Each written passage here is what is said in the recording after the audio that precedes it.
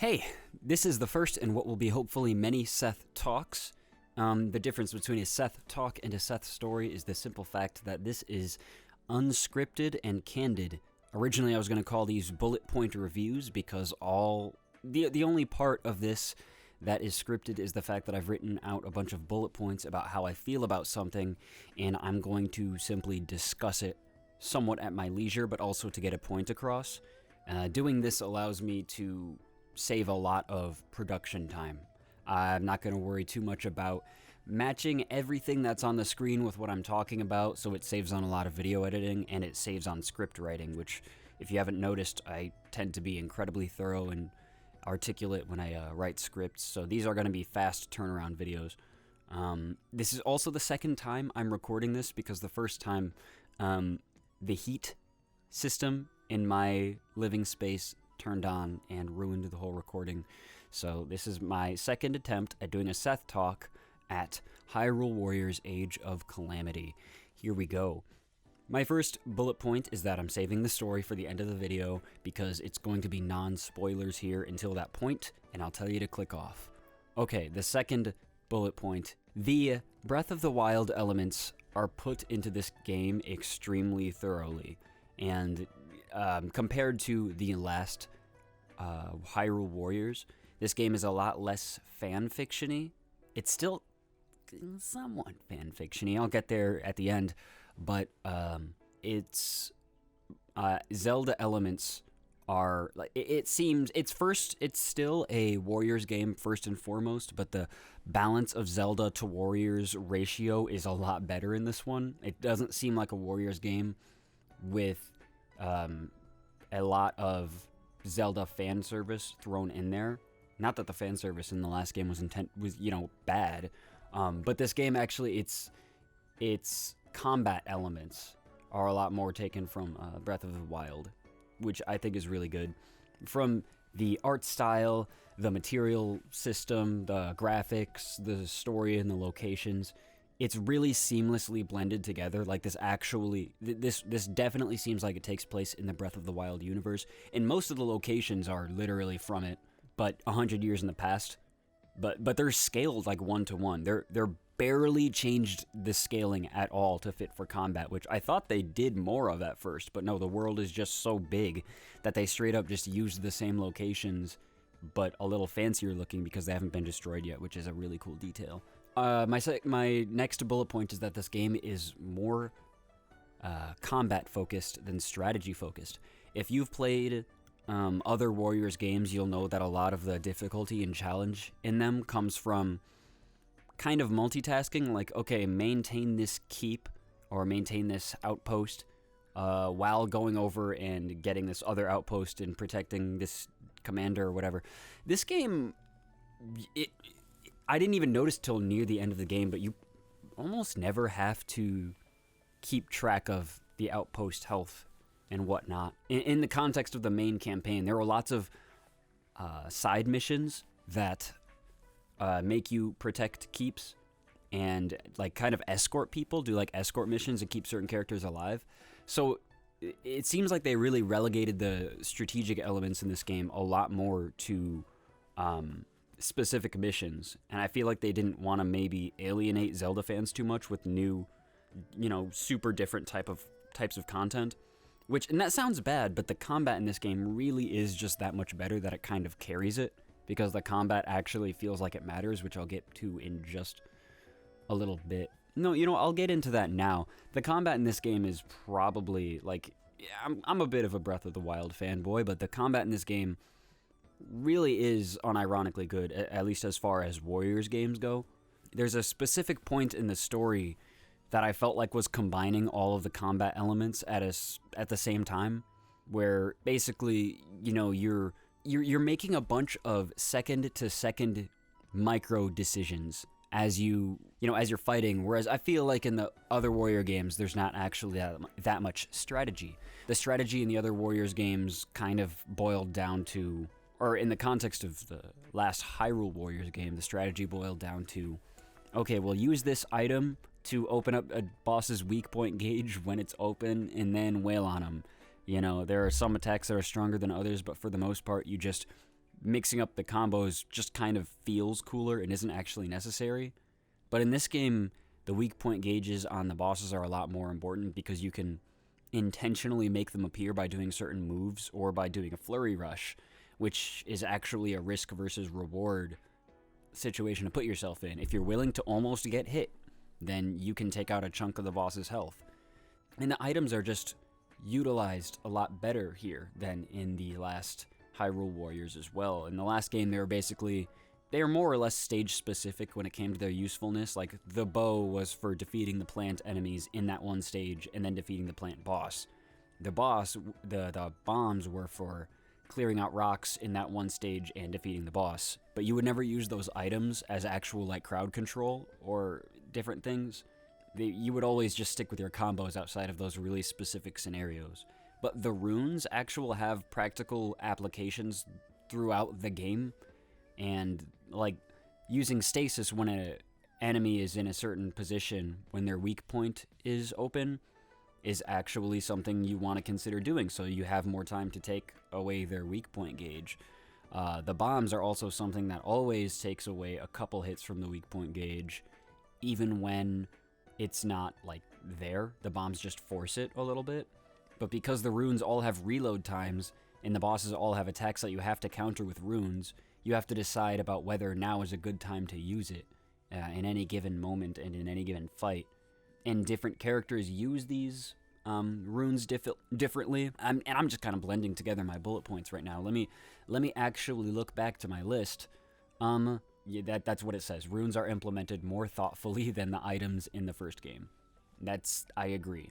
This game also excels in variety. Every Warriors game, and I've only played 2 other ones, every Warriors game I've played, I have one exact thought, and that thought is, this is really fun and it makes me feel cool, but I feel like there just needs to be a bit more connective tissue, because essentially this whole game is played out while fighting a million enemies or leveling up my guys through glorified menus, essentially, is what the game is. And if there was just, like, one more, like, mini game or, like, hub area that can connect this, like, seem like connective tissue, then the game would actually seem more like an adventure and more like a game. And I think that this game succeeds in that in just 2 ways. In that, one, the menu is literally just the map from Breath of the Wild, and all of the missions take place in different areas around Hyrule, and all of the side missions are in this one mode, so they all go towards leveling up your character, so it actually seems like it's more well-connected. And then it has these little mini-game sections where you pilot the divine beasts and slay a million bad guys, and they're actually pretty fun. They're not crazy in-depth, but there's a good amount of variety, because all the divine beasts have their own sets of controls, and I actually like them a lot. Like, it's fun to go to these missions when you feel like, I'm going to do this mission now just to mix things up. I like that that's an option that you have. Let's see. I have a couple of kind of bad points to make that aren't game breakers. I think this game is really good if you haven't been able to tell so far. This game does have frame rate issues, and they're not terrible all the time, but they're definitely noticeable in, I think, 2 situations. One situation is when you're playing these Divine Beast levels that I'm talking about, that, man, the frame rate will go down to, like, I swear, 10 FPS or something when you're killing literally 1,000 guys, which does make you feel cool, but, you know, that's pretty terrible frame rate. And then it'll also dip down there if you want to play this game in co-op. Is it worth playing in co-op? I actually do still think it is. I only did it once, but I had a pretty good time doing it. So that's one negative. I also feel as if this game's difficulty is... It's not even bad, but I felt like normal, like most Warriors games, is just a little bit too easy. I went on hard mode, and I felt like hard mode, I don't want to call it too hard, but it's just a bit grindy. I found that what they did for hard mode is it seems like weak point gauges are just harder to take out, and you die faster. So with those two things in mind, I had to be, whenever you select a mission, it'll say, we recommend you be at this level before you start the mission. And I found hard to be more fun because I had to think about, you know, combat strategy and not getting hit so I wouldn't die. but I had to be like 10 levels over the recommended level, like 9 levels or so, for like every mission, and it just felt a little bit too grindy. If I had to choose one of the difficulties that felt a little better, I would still choose hard because the game's side content is pretty good anyway, so it's not like grinding is a huge chore. But I just feel like normal mode, the difficulty that is normal mode, should sit somewhere between normal and hard. Yeah, what those two difficulties are in the actual game, if that makes sense. Characters are very unique in this game. That's a huge plus. The ZR button is literally called the unique action button in this game, and every character feels like they play different fundamentally, if that makes sense. Like, it's not just some characters have pretty small gimmicks, but some have pretty big gimmicks. For example, Zelda's ZR button, her main method of attack is just using the Sheikah Slate, which all the other characters do, but her main attacks make different types of runes appear, and hitting ZR will make them all explode. So her playstyle is therefore plant almost different types of elemental mines around the field in a way, and then press ZR to make them all explode. So she seems more technical, and all of the characters have something like this to make them unique besides just their combos and finishers. The way you think when you use these characters feels distinct. And apparently, the original Hyrule Warriors kind of got this way with some of the DLC characters, but having played vanilla Hyrule Warriors and comparing it to this, the characters are definitely more unique from one another in this entry. I'm going to talk about the spoilers. This will be the spoiler section of the video, so with that being said, click off now if you don't want to hear what I think about the story. The story in this game is good. I'll call it good, and I'll tell you why. A lot of people were worried when this game came out because it was advertised as if it was advertised like a prequel to Breath of the Wild that would show you the events of the Great War. And that technically wasn't a lie, but then the demo came out and immediately showed that there's time travel involved and that this might be a different timeline and therefore a different version of the events of the war, which seems kind of like an omission of the truth, like kind of false advertising. And yeah, that's what it is. So how do I feel about this alternate telling of Zelda past? Honestly, it's pretty good. Like, I think it would have still been really nice to see a tragedy play out and playing through the events in which the great champions died in the past. But this version is really fun. In fact, the moment where events change is the moment where the champions are about to get killed by the Blight Ganons, and then characters from the future, the successors of the champions, come back in time through portals, like in Avengers Endgame, and then you abruptly play as them to defeat the Blight Ganons. And it's an absolutely cathartic moment. I thought it was super cool. If you were to talk to my wife during this time, she would tell you that I was in the background like, whoa, yo! I was freaking out. And then there's another cool moment in the story where Zelda unlocks her power before things are too late in this timeline, and then her weapon abruptly changes from the Sheikah Slate to the Bow of Light, and you start playing as Magician Zelda in this really intense section of the game. And again, I was like, yo! So this game has some of those really cool moments that are, the word is cathartic. Like, when it's like some of those moments, like if you're watching like anime or a cool show and the theme song comes on during an action sequence and it just makes you feel really hype, like that feeling where that smile creeps up on your face even though you're not intentionally smiling, you're just smiling like an idiot because the moment is so hype. Yeah, the game has a couple of those moments in the story, and that's pretty cool. I do want to say, I think the ending fell a little flat, largely because of the villain. The villain in this game is a wizard who seems to be from the future. He carries like this clock time turner thing in his hand, and the only thing that's really clear about him is he's like some kind of Calamity Ganon fanatic that wants to summon him and rule the world or whatever. And then when you get to the end of the game, he starts monologuing, and I'm like, okay, finally. I've been waiting to find out who the heck this guy is. And like, right as he's monologuing, right as I'm thinking this, Calamity Ganon just absorbs him anyway. So it's completely unclear where this guy came from, how he knew certain things were gonna happen.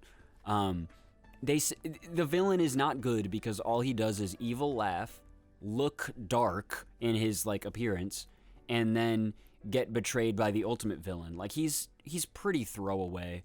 So I found that really underwhelming. And then after that, then it's just a matter of the champion's descendants being like, oh, we're glowing blue. It's time to go back to the future. See ya. And it's like a good farewell, but like that villain was not great. It was not great. Besides this, random tip, use your amiibo in this game, because this game can get kind of grindy if you're going for 100%. And amiibo simply give you materials to use, and they can kind of act as a shortcut for having to grind. It doesn't feel like busted or broken. I think it's a good functionality, and I don't think Nintendo should abandon amiibo quite yet. And the fact that they actually made another game that uses them at all is kind of hopeful for me, because they've barely been using them, but I still think they're cool. Come on, amiibo are pretty sweet. Did I miss anything that I wanted to talk about? Honestly, not really. It's a decent game. It's still a Warriors game. You'll still be just slashing through baddies 90% of the time.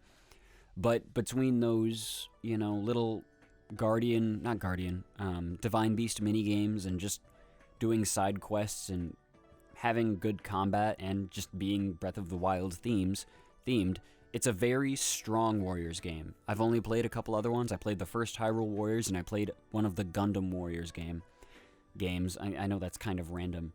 I can honestly say this is the best of the 3 that I've played, at least as a vanilla package for sure. So if you like Warriors games, I'd pick this one up. If you like Breath of the Wild, you should at least watch what happens in the game, because it is unclear if the events of this game will affect Breath of the Wild 2.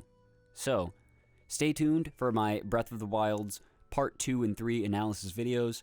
If you want to comment, like, and subscribe, I would sincerely appreciate it. Let me know what you think of this video format. I'll try to say a lot less if I do it again. These videos, like I said, Seth stories will still happen, but Seth talks are just a lot cheaper to produce. So let me know what you think. I can't wait to hear from you guys soon. Have a fantastic day and a happy new year. Thanks.